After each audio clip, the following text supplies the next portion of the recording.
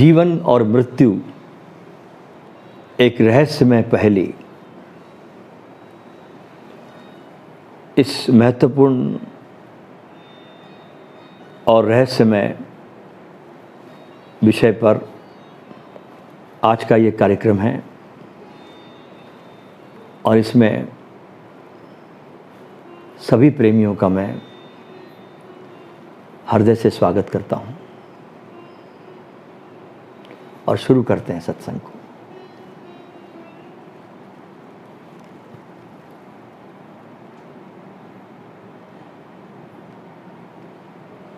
हर जीवन का एक ही सत्य मार्ग, हर जीवन का एक ही सत्य मार्ग मृत्यु से मिल जाना है। जो भी आया है इस जग में एक दिन उसको जाना है। रिश्ते नाते की कितनी भी मजबूत डोरियां हो, लेकिन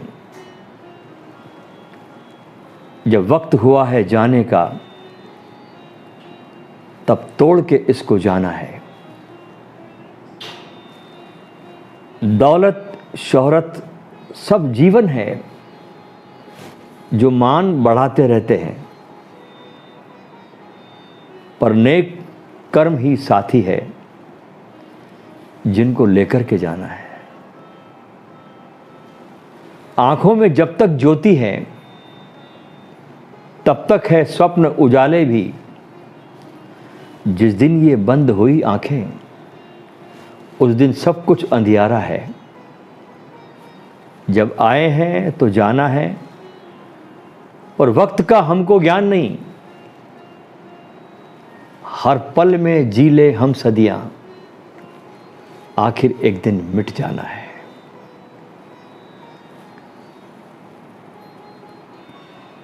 मनुष्य जन्म लेता है, इस संसार में तरह तरह की रोमांचक अनुभूतियों के बीच में जीवन को जीता है, जीवन यापन करता है और अचानक ही एक दिन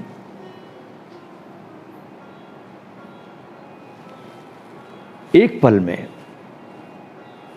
सारी अनुभूतियों के साथ गायब हो जाता है और धरती पर पड़ा रह जाता है उसका शरीर, जिसमें उसके प्राण कहीं नहीं होते। जीवन और मृत्यु की विचित्र रहस्यमय पहेली ये आदिकाल से मनुष्य के लिए बहुत रहस्यमय बनी हुई है। कोई नहीं जानता कि वो कहां से आता है, कहां चला जाता है।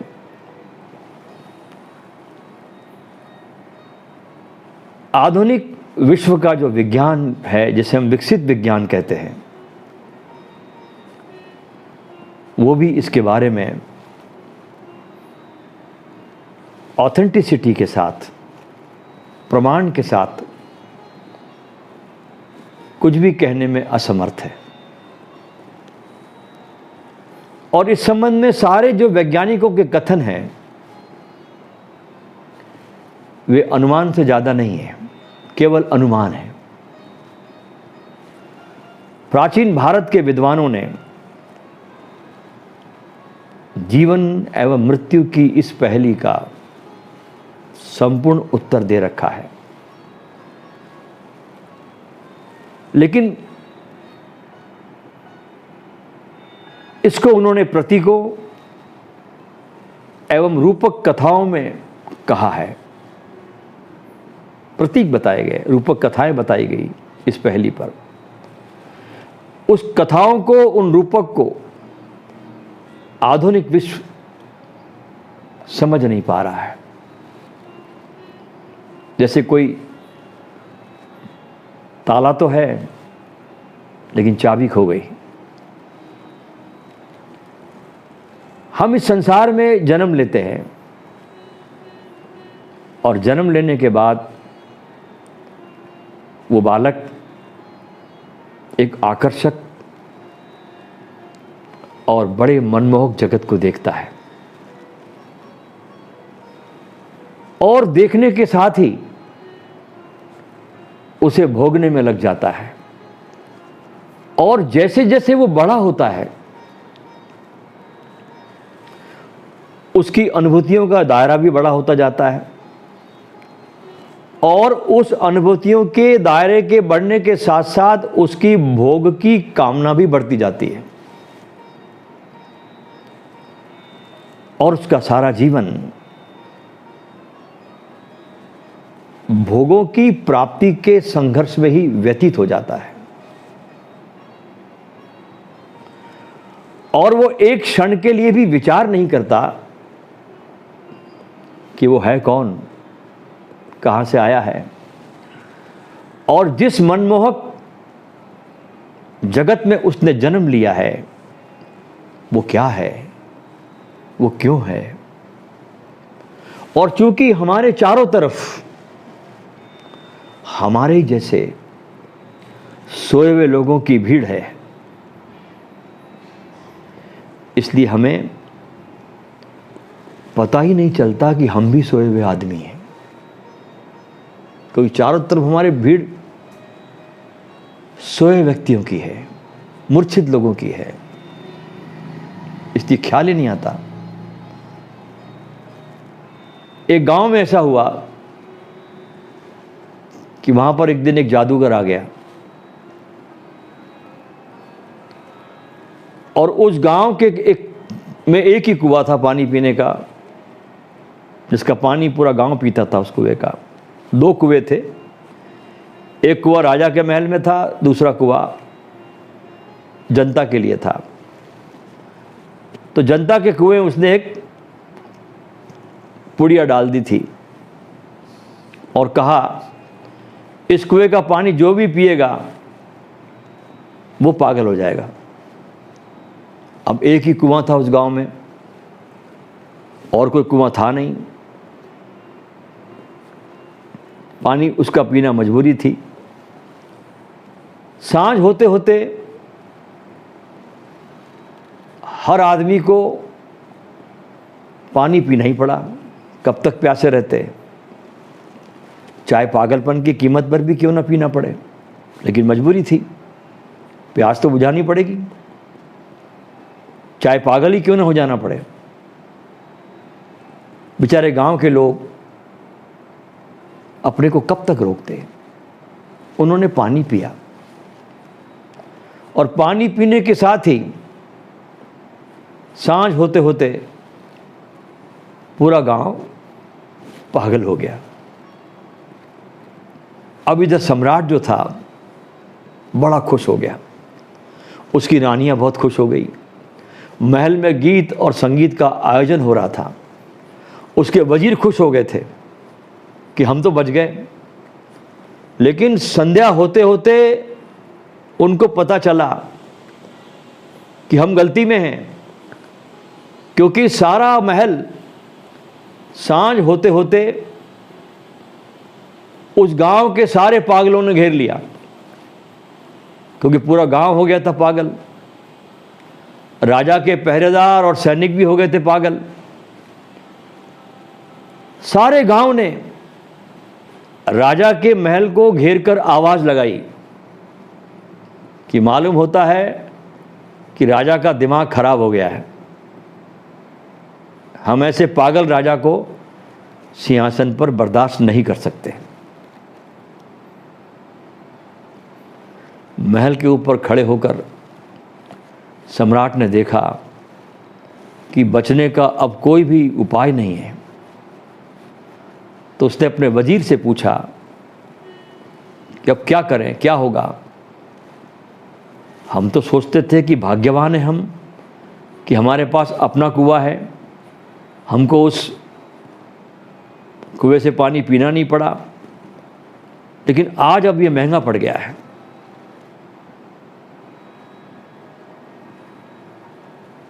लेकिन अब तक तो हमको ख्याल नहीं था कि ऐसा हो जाएगा।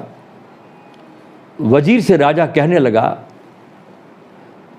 क्या होगा अब तुम बताओ। वजीर ने कहा, जहां पना अब कुछ पूछने की जरूरत नहीं है, अब तो पीछे के दरवाजे से भागो और गांव के उस कुएं का पानी पीकर जल्दी लौट आओ महल में, अन्यथा ये महल खतरे में है।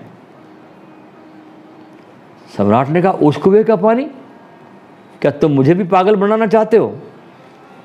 वजीर ने कहा, अब पागल बने बिना बचने का कोई उपाय है ही नहीं। राजा भागा, उसकी रानियां भागी, उन्होंने जाकर उस कुएं का पानी पी लिया। उस रात उस गांव के सब लोगों ने एक बड़ा जलसा मनाया, बड़ा भव्य कार्यक्रम आयोजित किया।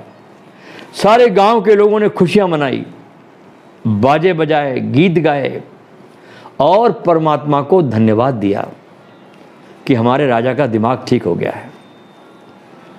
क्योंकि राजा भी भीड़ में उस पागलों की नाच रहा था, उन्हीं के साथ साथ उन्हीं की तरह गालियां बक रहा था। लोगों ने सोचा कि अब राजा का दिमाग ठीक हो गया है। दोस्तों, चूंकि हमारी नींद सार्वजनिक है,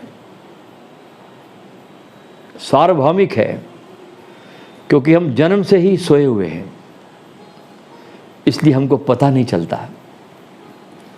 इस नींद में, इस सोई हुई अवस्था में क्या हम समझ पाते हैं जीवन को? एक सोया हुआ आदमी जीवन को समझ पाएगा? इतना ही जानते हैं कि ये शरीर जीवन है, इससे ज्यादा नहीं। लेकिन इस शरीर के भीतर रंच मात्र भी प्रवेश नहीं हो पाता। मनुष्य अपने आप को प्रकृति का विकसित जीव कहता है।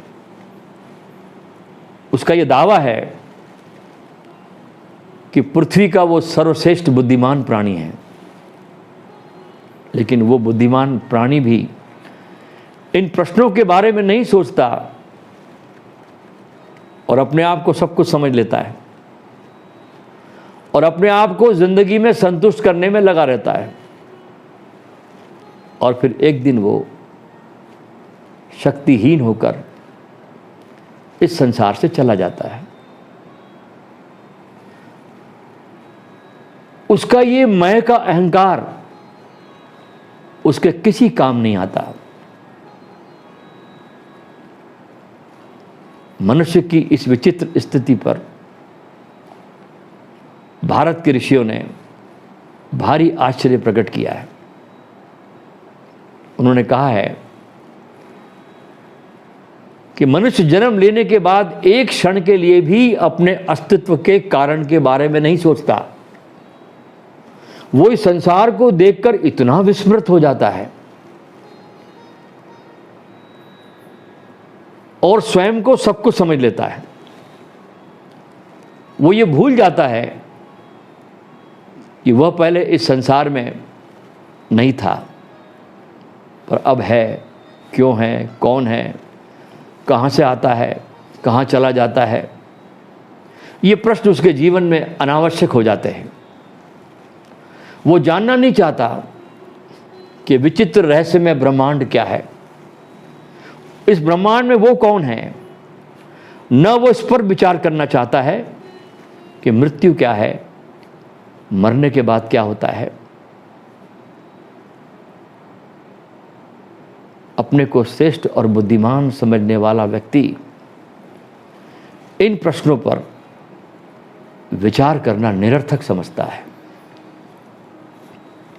लेकिन ध्यान रहे, कोई भी जागा हुआ आदमी, विचारशील प्राणी सबसे पहले इन्हीं प्रश्नों का उत्तर ढूंढेगा।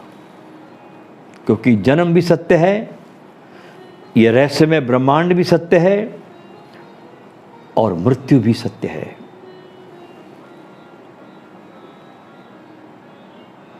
और मृत्यु सबसे कीमती चीज है।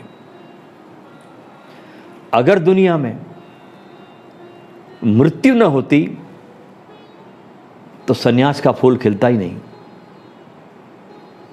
अगर दुनिया में मृत्यु न होती तो धर्म न होता। अगर दुनिया में मृत्यु न होती तो परमात्मा का कोई स्मरण न होता, प्रार्थना न होती, पूजा न होती, आराधना न होती, न होते बुद्ध, न महावीर, न कृष्ण, न क्राइस्ट, न मोहम्मद। यह पृथ्वी इन दिव्य पुरुषों को तो जन्म दे ही नहीं पाती अगर मृत्यु न होती। ये पृथ्वी पशुओं से भर जाती अगर मृत्यु नहीं होती। ये तो मृत्यु ने झचकोरा आदमी को, थोड़ा हिलाया। मृत्यु की बड़ी मेहरबानी है, बड़ी कृपा है, बड़ा अनुग्रह है उसका। मृत्यु ने झचकोरा, याद दिलाई।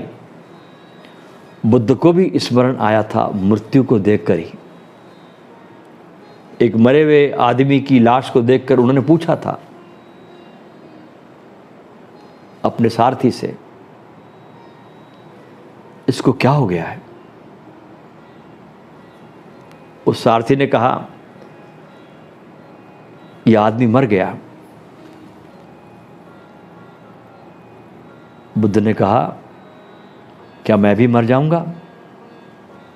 सारथी झिझका, कैसे कहे? बुद्ध ने कहा, झिझको मत, सच सच कहो, झूठ मत बोलना। क्या मुझे भी मरना होगा? बेचारे सारथी को मजबूरी में कहना पड़ा कि कैसे छिपाऊंगा आपसे, मुझे आज्ञा तो यही है आपके पिता की तरफ से कि आपको मौत की खबर न दी जाए। क्योंकि बचपन में ज्योतिषियों ने आपके बारे में भविष्यवाणी की थी कि जिस दिन इसको मौत का स्मरण आएगा उसी दिन इसके लिए सन्यास के द्वार खुल जाएंगे। मगर झूठ भी कैसे बोलूं आपके सामने, मृत्यु तो सबको आएगी, आपको भी आएगी। मृत्यु से मालिक कोई नहीं बच सका। मृत्यु तो अपरिहार्य है। बुद्ध की चेतना में यह बात बहुत गहरे में उतरी और बुद्ध ने उसी रात अपना घर छोड़ दिया। क्रांति घट गई। जब मृत्यु ही होने वाली है तो हो ही गई। तो जितने दिन हाथ में है इतने दिनों में हम उसको खोज लें जो अमृत है, जो मरण धर्मा नहीं है, जो अकाल पुरुष है, नानक कहते हैं।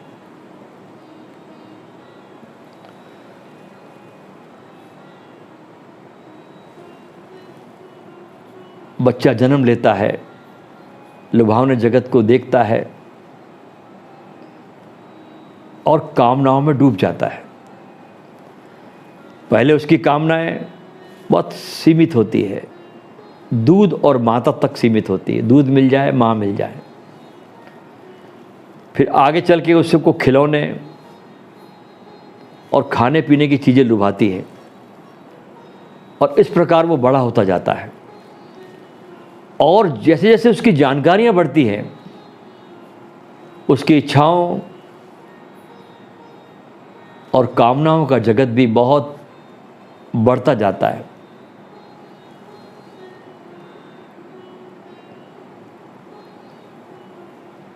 और वो अपनी कामनाओं की पूर्ति में लग जाता है।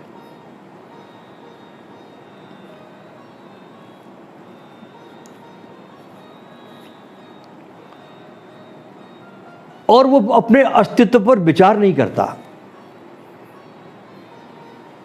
और दुनिया भी ऐसी है कि जो व्यक्ति अपने इस प्रश्नों पर विचार करता है, ऐसे विचार करने वालों को दुनिया पागल कहती है। इस प्रकार एक मनुष्य अपनी मूर्छा में एक अलग ही तरह के नशे का शिकार हो जाता है। कामनाओं एवं इच्छाओं की पूर्ति करने एवं भोगों को भोगने का यह नशा उससे कभी उतरता नहीं और एक दिन मृत्यु उसे अपने दामन में समेट लेती है। वो नशे की स्थिति में उत्पन्न होता है और नशे की स्थिति में ही समाप्त हो जाता है।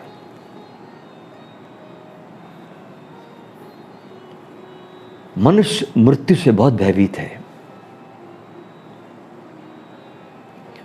हमें जीवन से इतनी आसक्ति क्यों है, कभी हमने सोचा नहीं।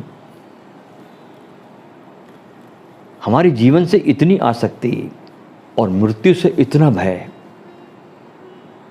अकल्पनीय है। हम जीवन से इतने आसक्त इसलिए हैं, ध्यान से सुनना, क्योंकि वास्तव में हम जीवित ही नहीं हैं।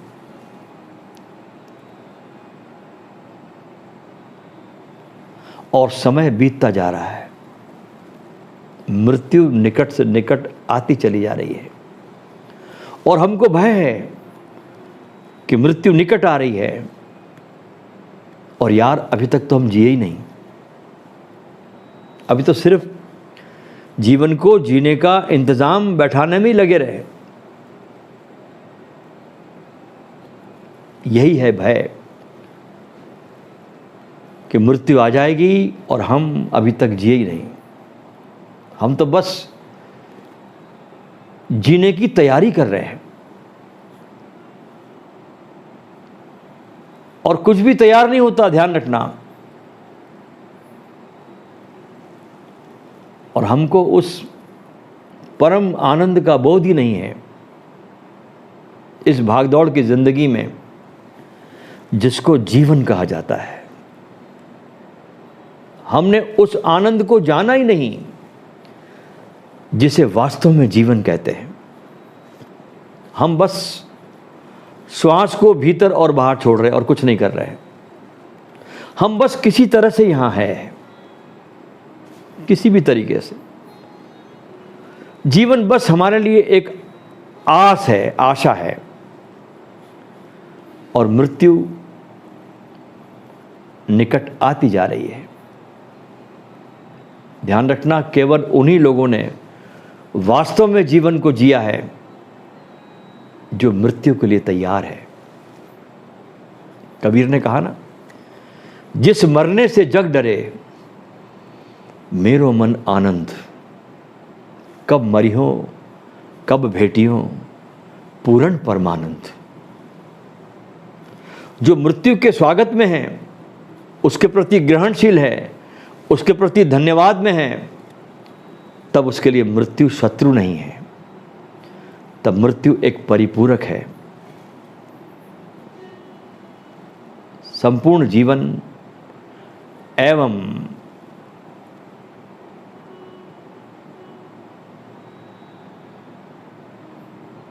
जीवन के इस इनकार में डूबकर जब संघर्ष करते करते मनुष्य को बीमारियों का दर्द होता है,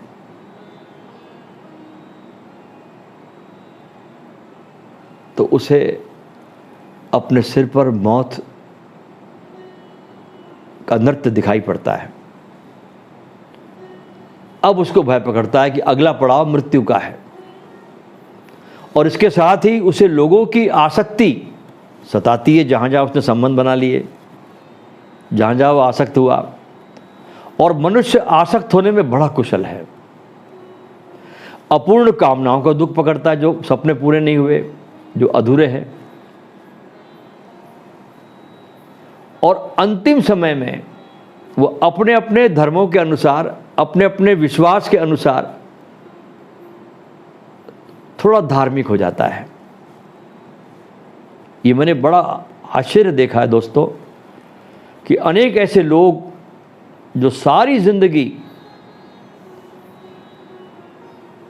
आत्मा, परमात्मा, ध्यान, मंत्र आदि का मजाक उड़ाते थे,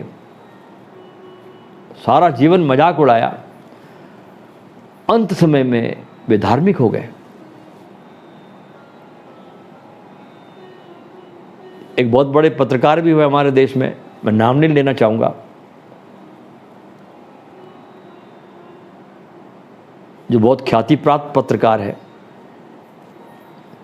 जिनकी अभी भी डेथ भी हो गई। वो पत्रकार जीवन भर धार्मिक क्रियाकलापों का मजाक उड़ाता रहा। उसका एक ही वाक्य था पूरे जीवन भर, शराब हो, कबाब हो और साथ में शबाब हो। अचानक ही जीवन के अंत में वो व्यक्ति धार्मिक हो गया। क्यों? क्योंकि वो जीवन के अंतिम पड़ाव पर है और उसे डर पकड़ रहा है। जीवन भर आत्मा के अस्तित्व का मजाक उड़ाने वाला यह व्यक्ति आज अपने स्वयं से ही भयभीत है। संसार में ऐसे व्यक्तियों की दोस्तों कमी नहीं है। पूरा संसार ही ऐसे लोगों से भरा पड़ा है। जिंदगी भर अपराध करने में लिप्त रहने वाले भी अंत समय में धार्मिक हो जाते हैं और चंदन, माला, तिलक आखिरी में करने लगते हैं। इस परिवर्तन का कारण ऐसा नहीं कि उनके जीवन में कोई अंगुलीमाल या वाल्मीकि की तरह कोई घटना घट गई हो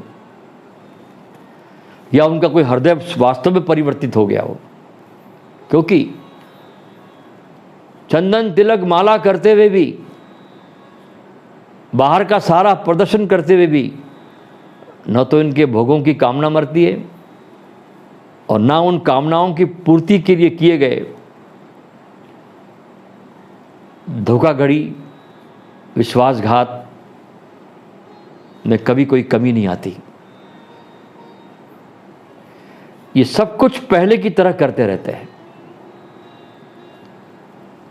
और संसार के सामने अपने को ईमानदार और धार्मिक बताने का प्रयत्न भी करते रहते हैं। बड़े भारी शोमैन होते ही। इसलिए इन्हीं लोगों को देखकर किसी ने कभी व्यंग्य किया होगा कि लंबा तिलक और मीठी वाणी, दगाबाज की यही निशानी। ये समझते हैं लोग कि जिस प्रकार इन्होंने समाज को धोखा दिया, तिलक छापा लगा के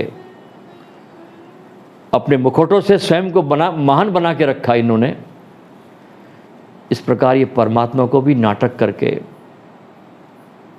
धोखा दे सकते हैं। ये उनकी गलत फहमी है। आज इस दुनिया में अपने को विकसित कहने वाले मनुष्यों को देखेंगे आप तो घोर आश्चर्य होता है कि शायद इससे बुरा कोई प्राणी क्या होगा, कोई प्रजाति क्या होगी इससे बुरी। अपने को सभ्य कहने वाला ये प्राणी ऐसा क्रूर, बेरहम और बर्बर है कि जितना शायद भेड़िया और खूंखार जानवर भी ना हो।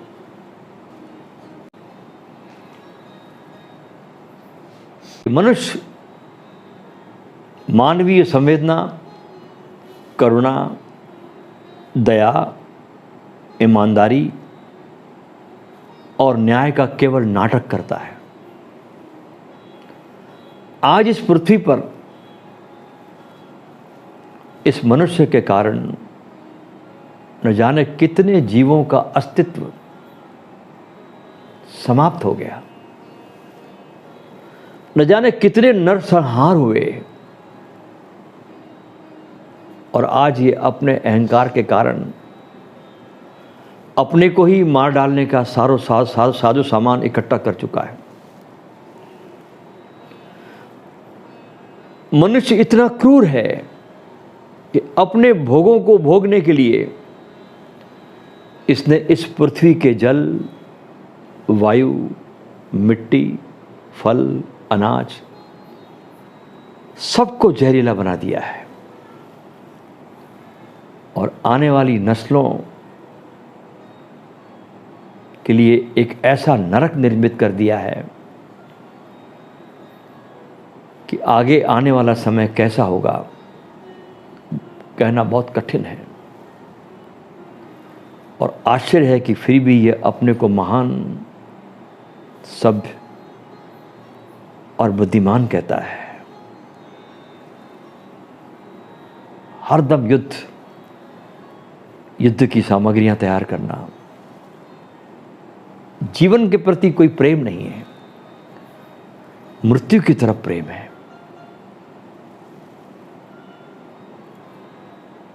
उसे जीवन का कोई रस ही नहीं है। जीवन में क्या फूल खिल सकता है, जीवन में कैसा प्रेम पैदा हो सकता है, कैसे प्रसन्नता भीतर आ सकती है, इसका उसे भान ही नहीं है और अवसर हाथ से चला जाता है। हमारे पुराणों में एक कथा आती है कि एक बार नारद जी एक राजा के दरबार में पहुंचे। उस राजा की कोई संतान नहीं थी और संतान नहीं होने से राजा बहुत दुखी थे कि राज्य का कोई वारिस नहीं है। अगर संतान हो जाए तो वे उसे राजकाज सौंपकर भगवान के भजन में अपना जीवन व्यतीत कर सके।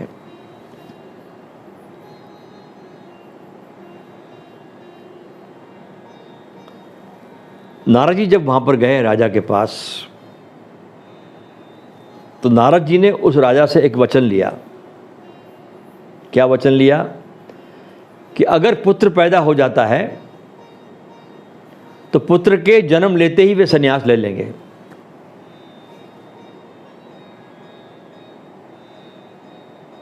और राजा को पुत्र प्राप्त हुआ। पुत्र प्राप्त हुआ, बेटे का जन्म हुआ। जैसे कि पुत्र की जब 6वें दिन कुछ कार्य होता है तो छठी हो जाने पर नारद जी फिर आए और राजा को अपना वचन स्मरण दिलाया। राजा ने कहा, ऋषिवर, अभी तो मैंने ठीक से पुत्र का मुख भी देख नहीं पाया हूं, इसे कम से कम गुरुकुल तो जाने दीजिए, उस समय चलूंगा। नारद जी मुस्कुराए और लौट गए।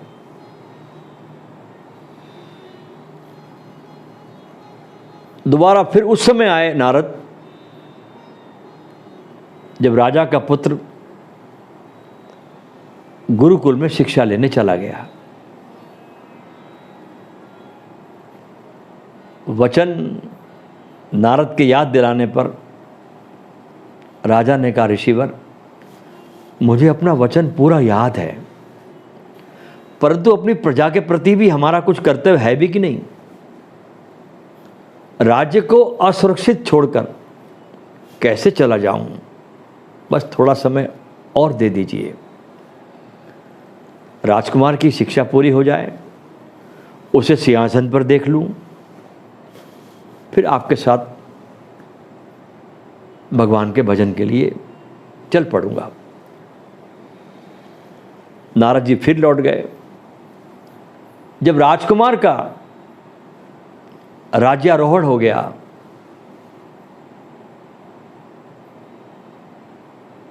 राज दरबार के सिंहासन पर बैठ गए पुत्र, तो नारद जी ने कहा, राजन, अब तो आपकी सभी इच्छा पूरी हो गई है, अब आप मोह को त्यागिए और चलिए हमारे साथ। गुरु सदा पुकारता है, गुरु सदा आवाज़ देता है, लेकिन आदमी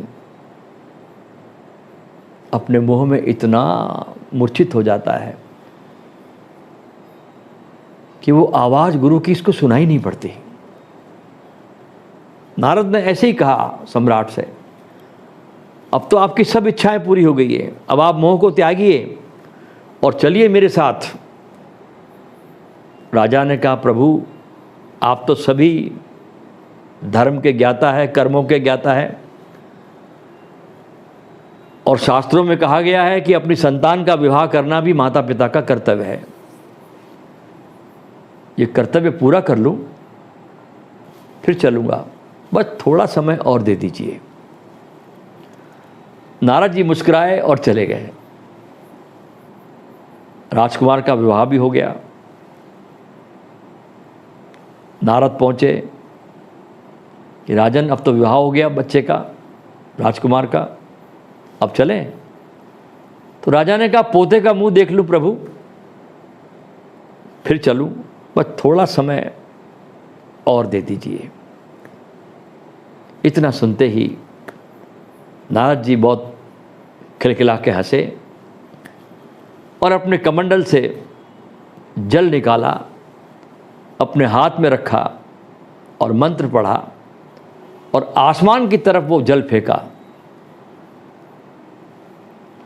और वहां ऊपर एक दृश्य उभर आया। क्या दृश्य उभर आया? एक बहुत अच्छी हरी भरी घास और उसमें सुंदर सा जलाशय है पानी का। उस बाग में एक हिरण कुलांचे भरता हुआ घास खाने में मस्त था। उस बाग के एक द्वार से एक शिकारी तीर से उस हिरण का निशाना लगा रहा था। उस बगीचे के दूसरे द्वार से एक व्याघ्र उसे पकड़ने के लिए जाल को फैलाकर बढ़ रहा था। तीसरे द्वार पे देखते हैं कि एक शेर उस हिरण पर घात लगाए बैठा था। नारद जी ने कहा, राजन, जीव की स्थिति इस हिरण के जैसी है कि वो हरी घास खाने में मस्त रहता है और अपने चारों तरफ से बढ़ रही आ रही मृत्यु का उसे ज्ञान नहीं होता। वो विचार ही नहीं करता कि इस संसार रूपी बगीचे में वो क्यों है, कहाँ से आया है, और एक दिन उसे मृत्यु ग्रसित कर लेती है और वो संसार से विदा हो जाता है, बिना कुछ जाने, बिना कुछ समझे। व्यर्थ आया और व्यर्थ चला गया। राजा को अचानक ये दृश्य देखकर ज्ञान हुआ और वो नारद जी के साथ चल पड़े। हमारे देश में महर्षि कपिल से लेकर आदि शंकराचार्य तक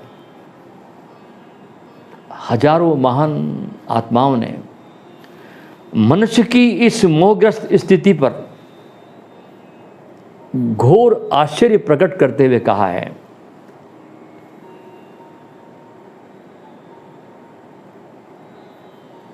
कि माया एक मृग मरीचिका है जो मनुष्य को कभी जागने नहीं देती। मनुष्य की मानसिक शक्तियों का संपूर्ण दायरा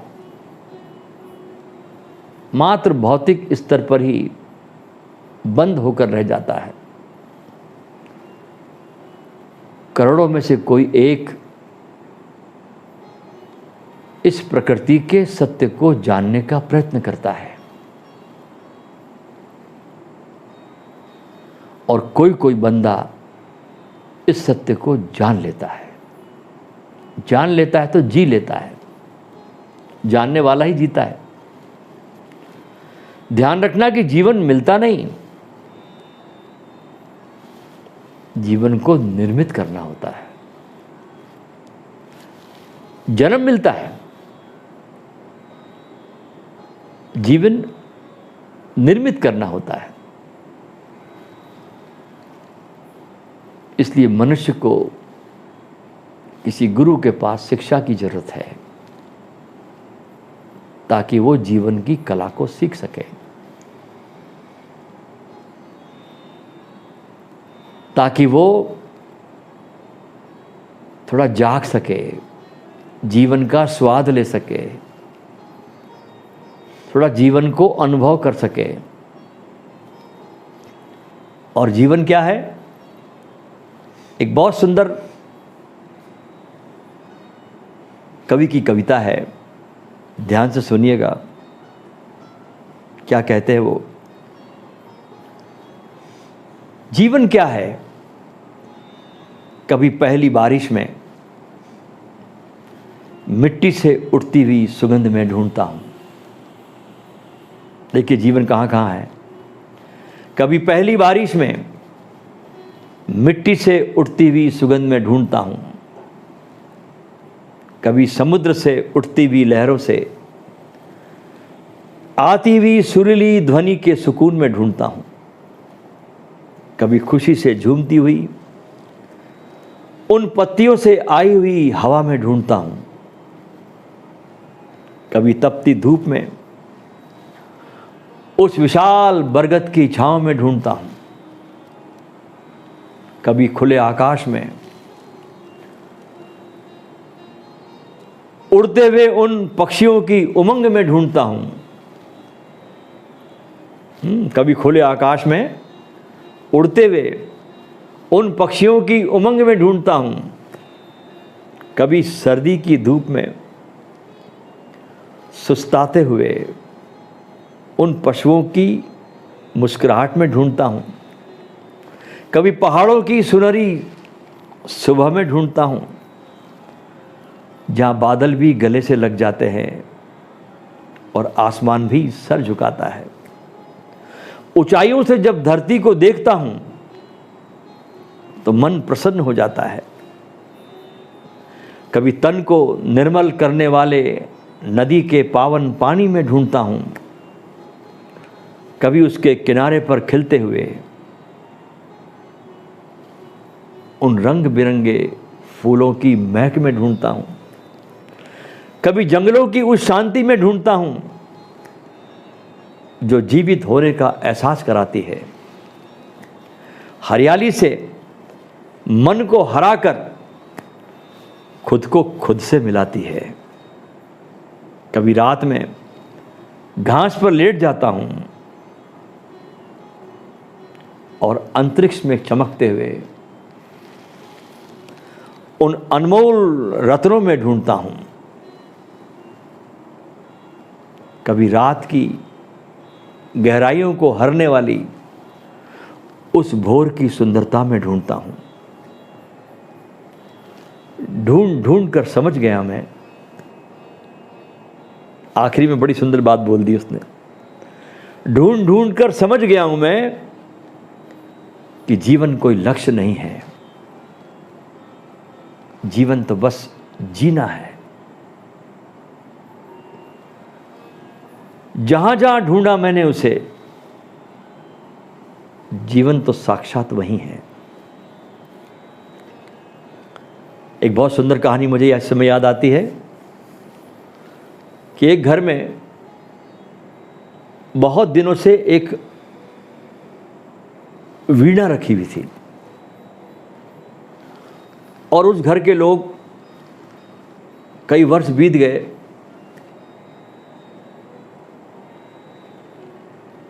उस वीणा का कैसे उपयोग करना ये भूल गए लोग। कभी पीढ़ियों पहले कभी कोई उस वीणा को बजाता होगा, अब तो कभी कोई भूल से कोई नटखट बच्चा उसके किसी तार को छेड़ देता था तो घर में आवाज़ आती थी, तो घर के लोग नाराज़ भी होते थे। कभी कोई बिल्ली घर में छलांग लगा देती, वीणा को गिरा देती, तो आधी रात में उसके तार झनझना जाते, तो घर के लोगों की नींद टूट जाती। उस घर के लोगों के लिए वीणा एक उपद्रव का कारण हो गई। आखिर में उन्होंने तय किया कि हमारे ये बाप दादों के ज़माने से पड़ी हुई इस वीणा को हम फेंक देते हैं, क्योंकि जगह भी घेरती है, आसपास कचरा भी इकट्ठा करती है और शांति में बाधा डालती है। और एक दिन घर के लोगों ने उस वीणा को घर के बाहर कूड़े पर फेंक दिया। अभी वे फेंक कर आ ही रहे थे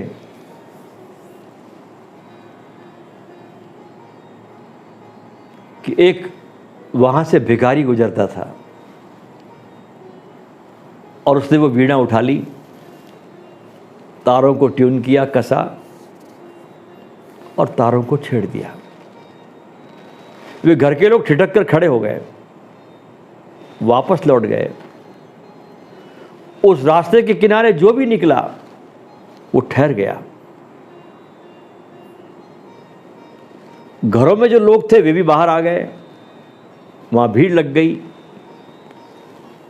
क्योंकि वो भिखारी मंत्र मुग्ध होकर, अपने को खोकर उस वीणा को बजाते बजाते खो गया।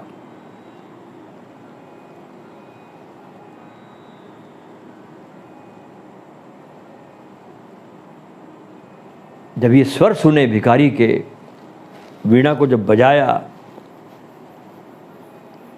तो घर के लोग उस भिखारी से कहने लगे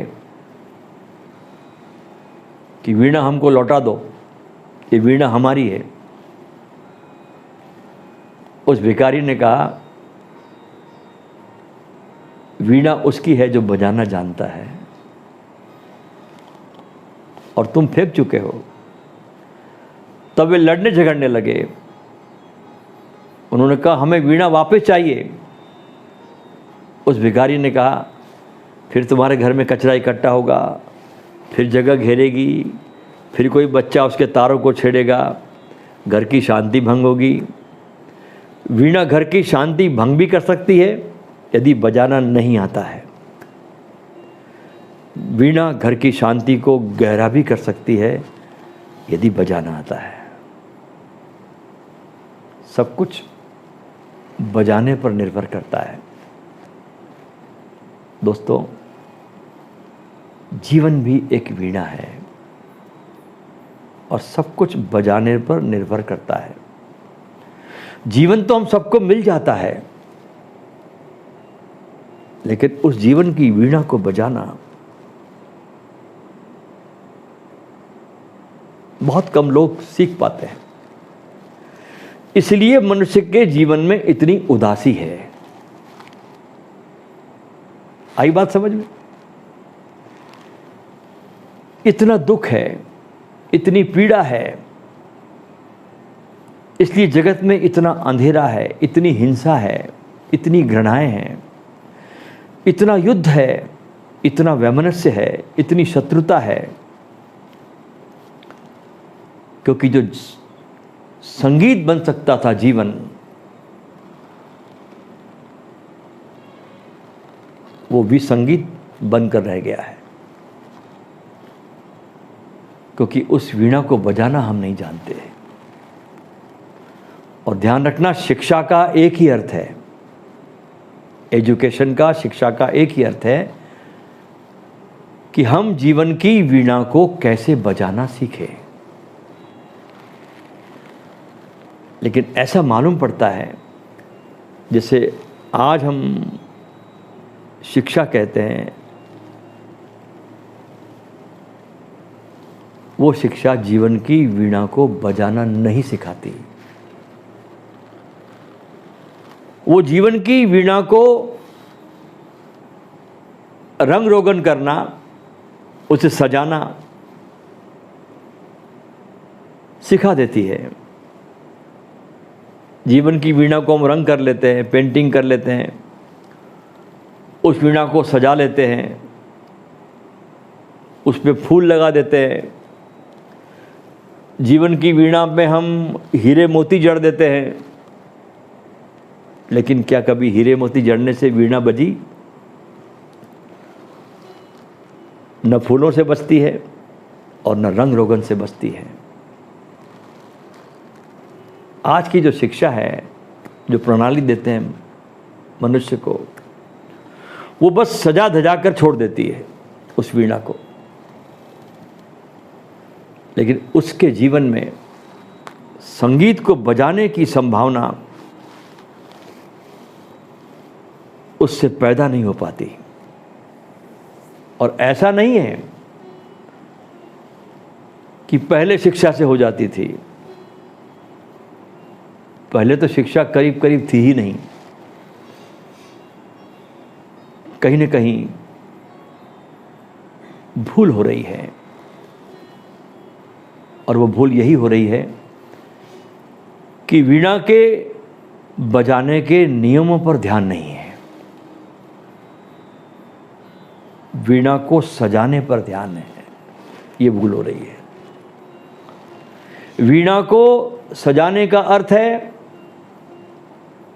एक एक व्यक्ति को अहंकार पकड़ा देना, महत्वाकांक्षाएं दे देना। आज की सारी शिक्षा जो है, हर व्यक्ति के भीतर अहंकार की जलती हुई प्यास के अतिरिक्त और कुछ भी पैदा नहीं कर पाती। विश्वविद्यालय से निकलता है कोई तो अहंकार से भरी हुई आकांक्षाएं लेकर निकलता है। ये होना है, वो होना है, वहाँ पहुँचना है, सबसे आगे आना है, प्रथम होना है। इस पागल दौड़ से भरकर आदमी शिक्षा के केंद्र से बाहर निकलता है। जीवन की वीणा तो पड़ी रह जाती है और प्रथम होने की दौड़ प्रारंभ हो जाती है। पहले दिन कक्षा में जब बच्चा भर्ती होता है तो हम सिखाते हैं पहले नंबर पे आना।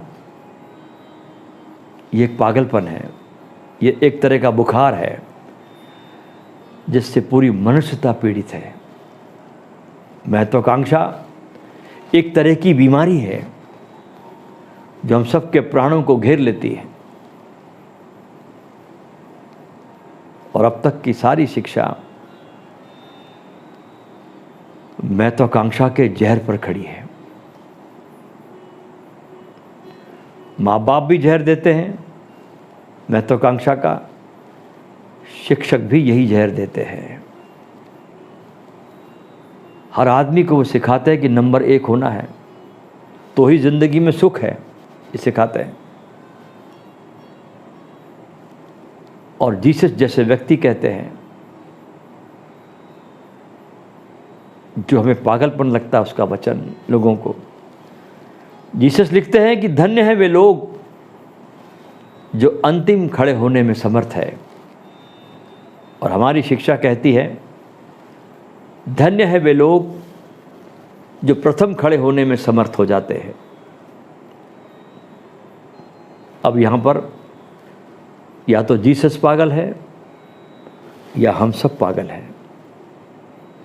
जीसस कहते हैं धन्य है वे लोग जो अंतिम खड़े होने में समर्थ है। क्यों? क्योंकि जो अंतिम खड़ा हो जाता है ना,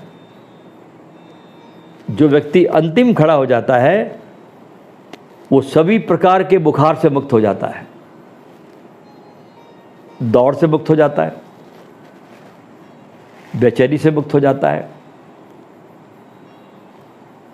और जहाँ कोई बुखार नहीं है, जहाँ कोई दौड़ नहीं है, जहाँ कोई पागलपन नहीं है, कहीं पहुँचने का पागलपन नहीं है, वहाँ फिर अपने जीवन की वीणा को बजाने के अतिरिक्त और कुछ नहीं बचता। ऐसी चित्त की अवस्था में जब व्यक्ति होता है तब उसे जीवन की वीणा को कैसे बजाना, जीवन की पहेली क्या है, इसको सुलझाने का समय मिलता है। अन्यथा तो आदमी जीवन भर बस दौड़ते दौड़ते दौड़ते दौड़ते कब्र में गिर जाता है, उसे जीवन का पता ही नहीं चलता। अब हम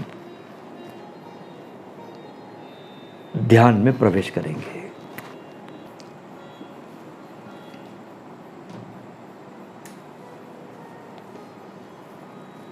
आज का जो ध्यान का प्रयोग हम सब करने जा रहे हैं, ये एक नया प्रयोग है।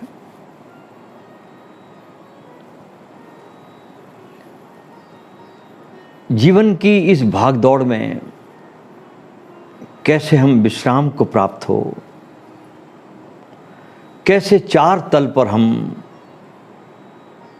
परिपूर्ण रूप से विश्रामपूर्ण हो जाए, शरीर, मन, हृदय और हमारी आत्मा का केंद्र कैसे विश्रामपूर्ण हो जाए, ये चार तल का ध्यान है। और ये विशेष जो ध्यान विधि आज हम आपको बताने जा रहे हैं, ये उन घड़ियों के लिए विशेष रूप से है जब व्यक्ति बीमार होता है। और ये विधि आपके तथा आपके देह के, मन के बीच में एक बहुत सुंदर प्रेमपूर्ण संबंध पैदा करने में सहायक होती है। समझें इस विधि को। इसका पहला चरण है आपका शरीर। आपको इसमें जितनी बार हो सके स्मरण रखें और देखना आपको आंखें बंद करके इसमें कहीं आप अपनी देह के भीतर कोई तनाव तो नहीं लेके चल रहे।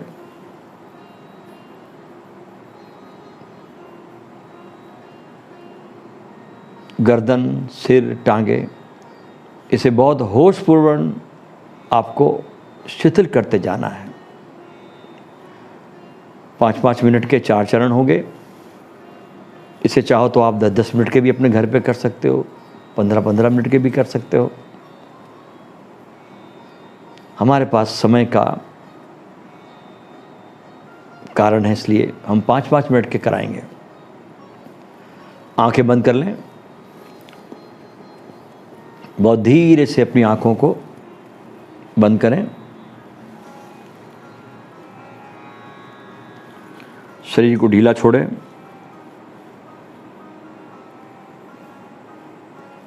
शरीर ढीला, आंखें बंद।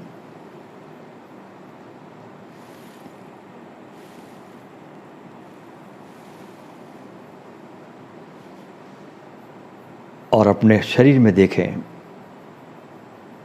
कि आपके शरीर के भीतर कोई तनाव तो नहीं है। अपने सारे ध्यान को अपने अंगूठे में ले जाएं, वहां से शुरू करें।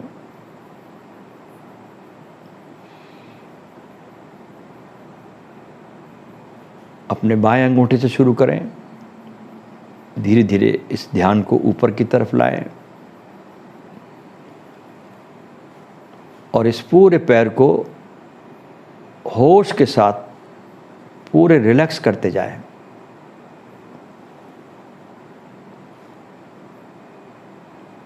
और जहां आपको शरीर में दर्द है, उस अंग को सहलाएं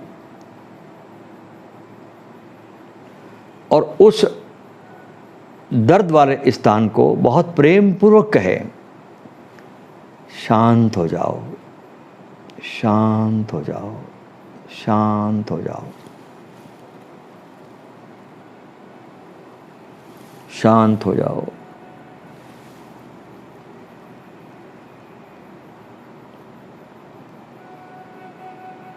शांत हो जाओ।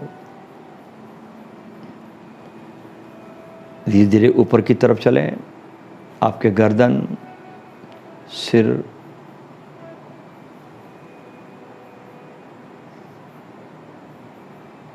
आपका हाथ पूरे शरीर में आपको घुमाना है, अंगूठे से लेके सिर तक के, और सिर से लेके वापस फिर गर्दन, कंधे, दायां हाथ और पैरों से होते हुए आपको नीचे अंगूठे तक फिर वापस जाना है।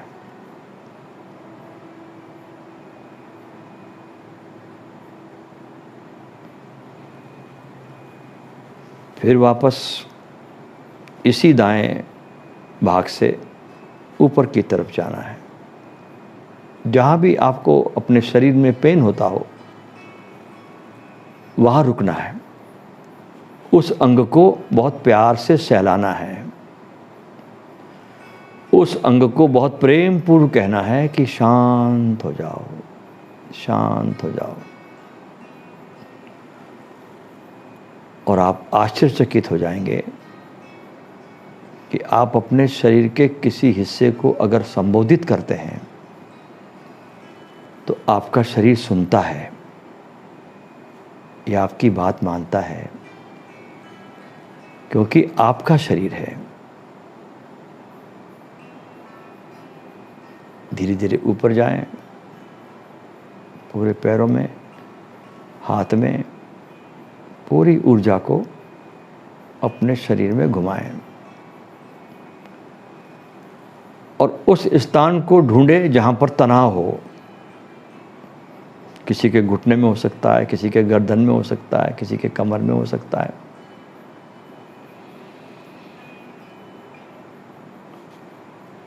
और उस दर्द वाले अंग से ऐसी बातचीत करें भीतर जैसे आप किसी दोस्त से करते हो, मित्र से करते हो, और अपने शरीर और आपके बीच में थोड़ा संवाद होने दें। इसको शिथिल होने को कहें और इसको बताएं कहीं कोई डर जैसी बात नहीं, घबराओ मत, मैं हूं तुम्हारी देखभाल के लिए, तुम विश्रामपूर्ण हो सकते हो। और धीरे धीरे आपका शरीर शांत हो जाता है।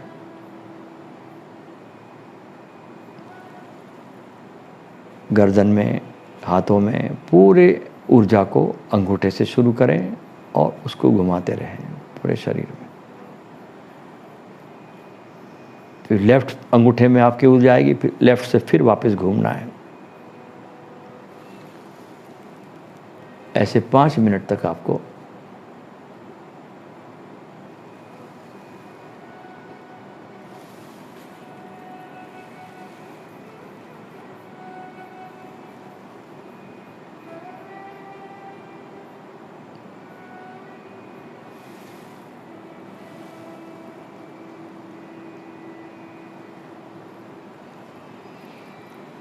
आंखें बंद और अपनी ऊर्जा को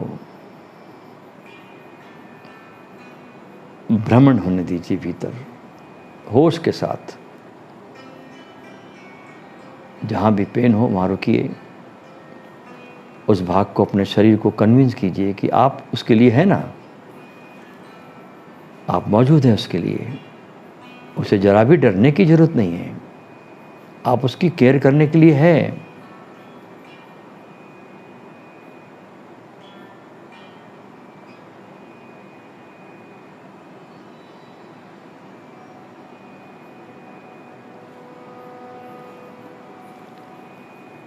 और शरीर को विश्वास हो जाता है कि उसकी कोई केयर करने वाला है।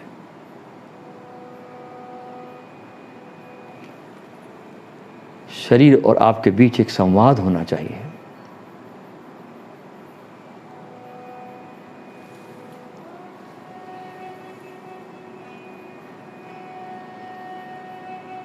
दूसरे चरण में प्रवेश करें, मन में। थोड़ा और अब गहरे जाना है।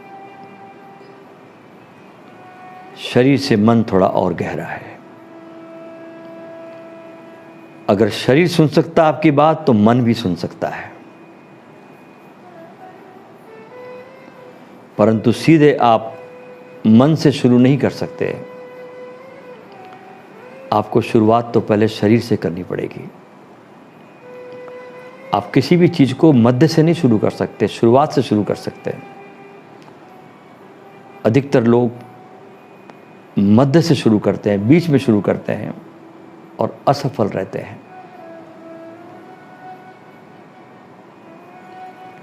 तो मन को भी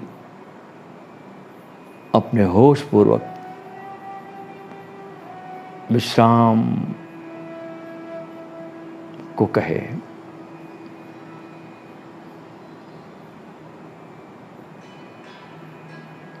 मन को कहे शांत हो रहा है, शांत हो रहा है। मन को अपनी बात कहे कि तू शांत हो रहा है, तू शांत हो रहा है, मन शांत हो रहा है। एक 5 मिनट के लिए मन को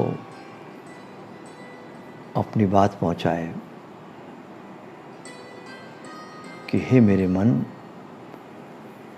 तू विश्राम पूर्ण हो रहा है, तू शांत हो रहा है।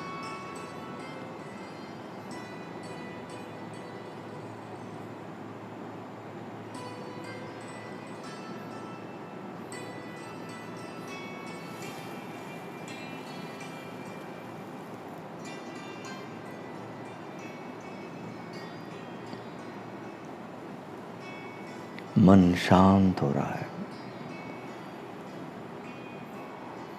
शरीर का तनाव भी जा चुका,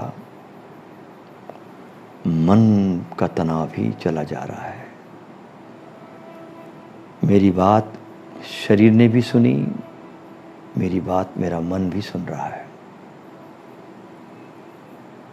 मन भी शांत,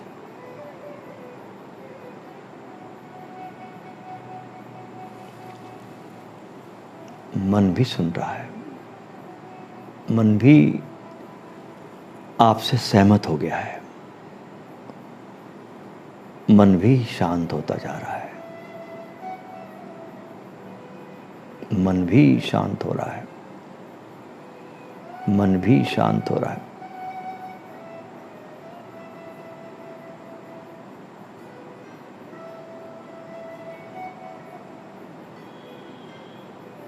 मन भी शांत हो रहा है।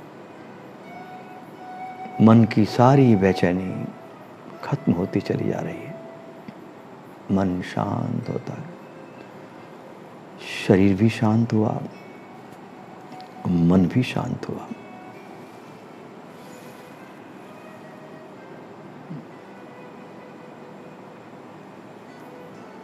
अब तीसरा चरण, हृदय को शांत करना शुरू करें।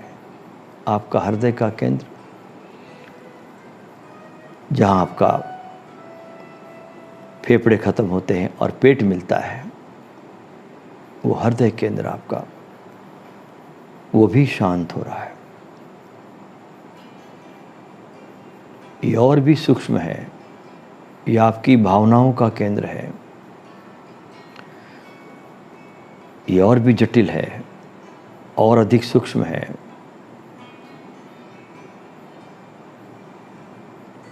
अपने प्रति अति श्रद्धापूर्ण होकर आप आगे बढ़ रहे हैं। पहले शरीर, फिर मन, अब हृदय है। बहुत श्रद्धा के साथ आगे बढ़े।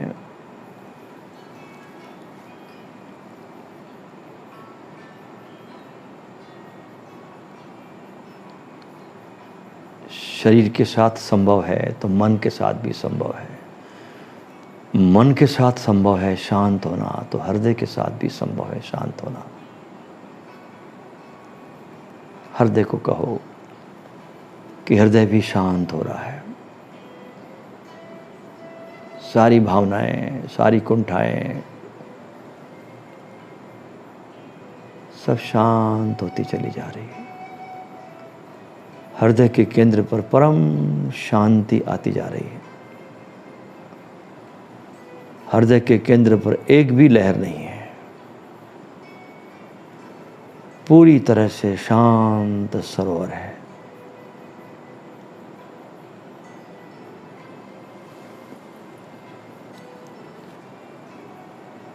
एक 5 मिनट हृदय को शांत करते जाए, उसकी शांति को महसूस करें। शरीर, मन और अब हृदय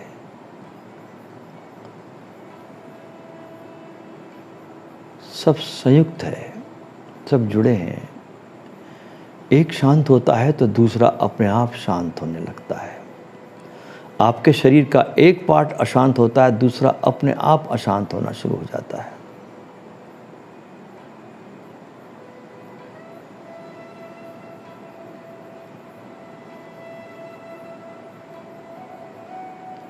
हृदय में अपरिसीम शांति का आगमन हुआ। परम शांति, हृदय भी शांत, तन भी शांत, मन भी शांत और हृदय भी शांत। कोई संवेग नहीं, कुछ नहीं। हृदय की झील परम शांत, कोई लहर नहीं। हृदय से कहो शांत हो जाए, शांत हो जाए, शांत हो जाए।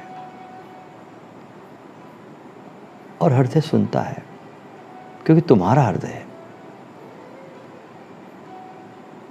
जब शरीर ने सुना, मन ने सुना, तो हृदय भी सुनता है।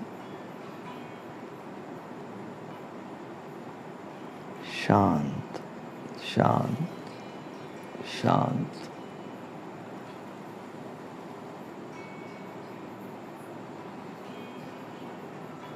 जब आप इन 3 चरणों से गुजरते हैं बहुत श्रद्धापूर्वक, पूरे विश्वास के साथ, पूरे भरोसे के साथ अपने शरीर, मन और हृदय से, तो अब आप चौथे चरण में प्रवेश कर सकते हैं। चौथा चरण है आपके स्वयं का केंद्र। अपने अंतस के अंतरतम में आपका जो केंद्र बिंदु है, जो आपके शरीर, मन और हृदय के पार है, यहां पर आकर के बस प्रतिष्ठित हो जाना है, यहां ठहर जाना है।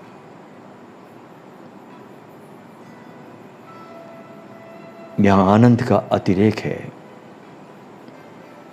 यहां समग्र स्वीकार का शिखर है।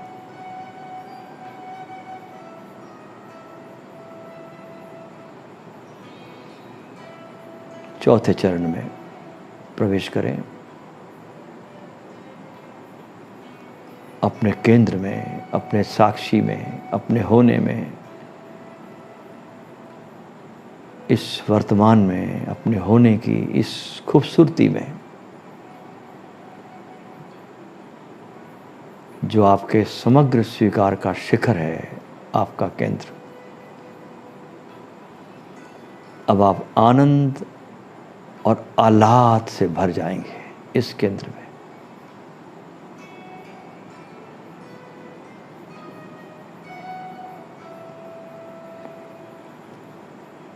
और इस आनंद और आह्लाद से भरते ही जीवन में जीने की गुणवत्ता आ जाएगी।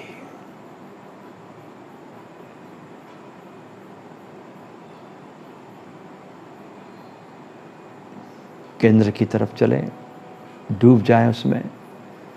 आपके स्वयं का केंद्र, परम श्रद्धा के साथ डूबे, पूरे विश्वास के साथ। समग्र स्वीकार का शिखर है ये। यहां इस केंद्र पर जरा भी अस्वीकार नहीं है, इस केंद्र पर जरा भी अश्रद्धा नहीं है। जीवन का पूरा सम्मान है इस केंद्र पर।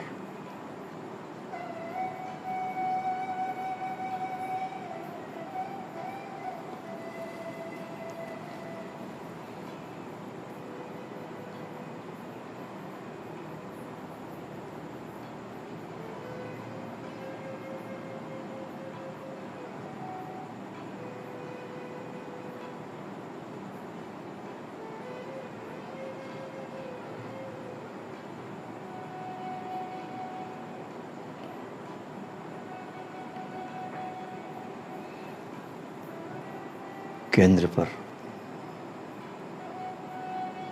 प्रसन्नता है, आह्लाद है, आनंद का अतिरेक है, आहा है वहां। आ नहीं, आहा।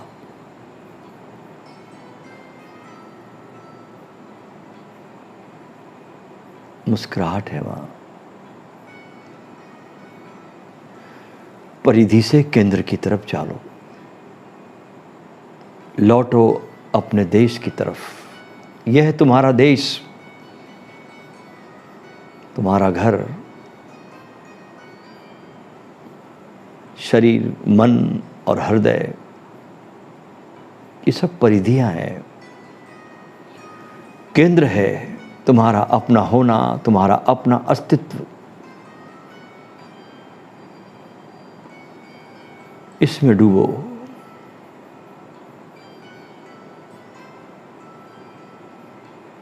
स्वयं की तरफ लौटो। यहां आनंद का अतिरेक है, यहां विस्फोट है आनंद का।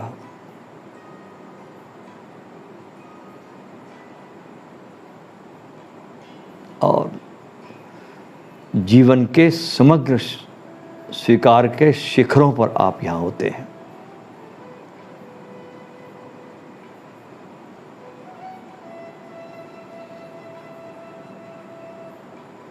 आप शिखरों पर होते हैं यहां।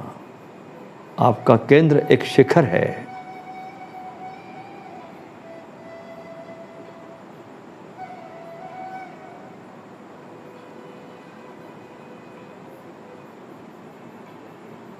डूब जाएं इसमें, खो जाएं इस शिखर पे, मिट जाएं इसके साथ। सारी अस्मिता को डुबा दें इसमें, लीन कर दें। आपका एक नया जन्म होगा।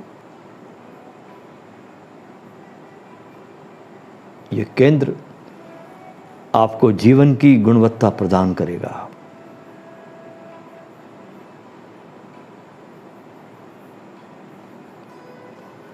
केंद्रित होते ही आप जीवन की वीणा को बजाने का हुनर सीख जाओगे।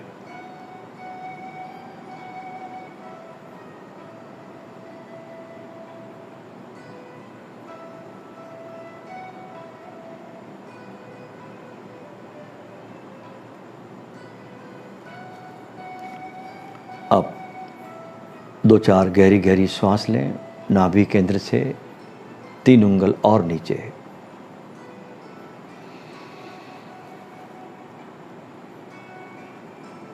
और मुस्कुराते हुए, चेहरे पर प्रसन्नता, जैसे कोई खजाना लूट के आ रहे हो आप। कोई चाबी हाथ में आ गई, अपना पता मिल गया, कोई खबर मिल गई। इस प्रसन्नता के साथ कोई बिछड़ा साथी मिल गया। चेहरे पर प्रसन्नता का भाव लेकर धीरे धीरे अपनी आंखों को खोलें।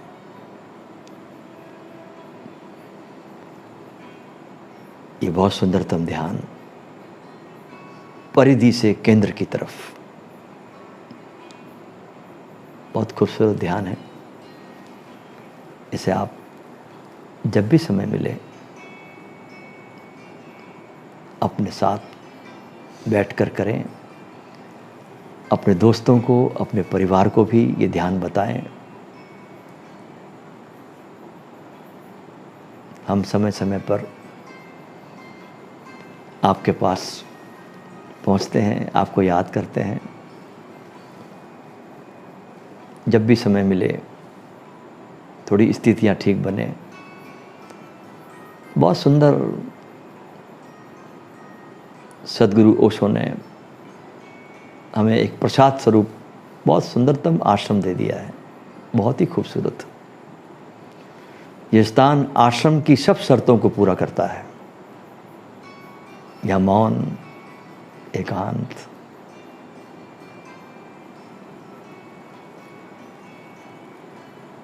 रात सितारों की भी ध्वनि यहाँ पर आती है। पक्षी चहचहाते हैं, हवाएं सुगंध बिखेरती हैं। रहने के साधन भी बहुत खूबसूरत है, आधुनिक है, सारी सुविधाओं से संपन्न ये आश्रम एक चमत्कार है। क्या इस चमत्कार को देखने आप नहीं आओगे? जरूर पधारें, इस आश्रम को विजिट करें, आपको बहुत आनंद आएगा। बहुत बहुत आपको मेरे प्रणाम, आपको मेरे नमन। अपने मित्रों को भी इस यात्रा पर मेरे हमसफ़र साथी बनाइए। बहुत बहुत आपको प्रणाम, मेरे नमन।